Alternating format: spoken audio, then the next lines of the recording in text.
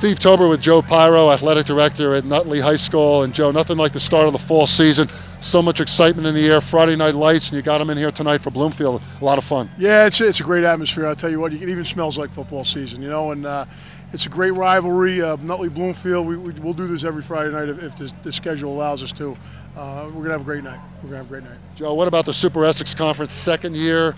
Your athletic director's done a great job assembling this conference. It's been commended around the country for the competitive structure, and you got to feel good going into the second year. I feel great about it. If you look at how well we were represented in the state tournament last year in all sports, I think that says something about what we've created. The SEC is going to be a continual work in progress. We're always going to evaluate the things that we do, but I think that, and I say this with confidence, I think we developed one of the best conferences in the state, and definitely one of the best conferences on the Eastern Seaboard. And the whole strength of sport concept and rotating every 2 years. So you have divisions not necessarily based on school size, and it really seems like it's working for the most part. I think, you know, the numbers don't lie. And last year in football alone, you know, we had 13 schools qualify for the state tournament. 13 out of 26 schools that play football. If you look at softball, how well the SEC did in the state tournament in softball. Basketball, I mean, I think the numbers tell the story, and our teams are being represented well.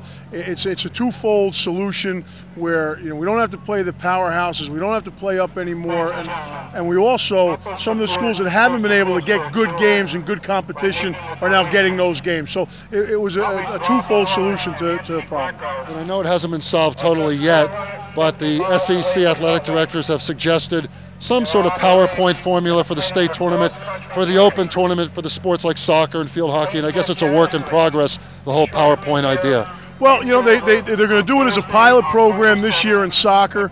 It came out of the SEC think tank. We went down to Robbinsville and got together with some other ADs around the state, and we really put together a good plan. I know the Dorf people have it now, and they're going to tweak it, but they have agreed to do it for boys soccer this year, and I'm very confident that it's going to catch on for the rest of the sports for next year. Just the plan makes sense. The plan makes sense. School size is not, you know, Group 4, Group 3. School size is not very indicative of just how good you are.